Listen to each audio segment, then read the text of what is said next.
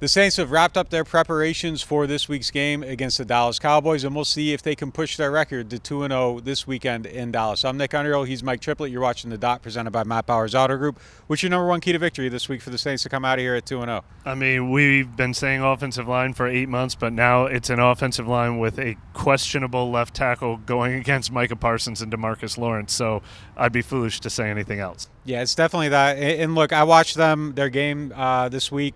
The way they move those guys around, the level of awareness, I think is going to have to be incredibly high. You'll get Parsons on both ends. On third down, sometimes he'll move in. He'll line up over both guards. So there's a lot of awareness that has to take place on where he's at on the field.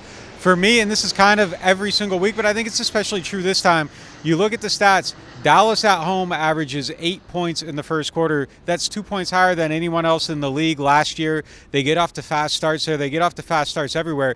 But I think you want to jump out on them early so they don't get that lead, and then they can play their style of game. If they get you behind, that's when Parsons can tee off on you. That's when Lawrence can tee off on you. So if you keep it close early, you don't let them get that lead they like to get in every single game, you can still run the ball. Your play action still works, and you can take some pressure off those tackles. And one of them, as you said, might not be Fuaga this week. And if it's not, Landon Young's the likely guy there. So the more you can do to help those guys, the better off they're going to be.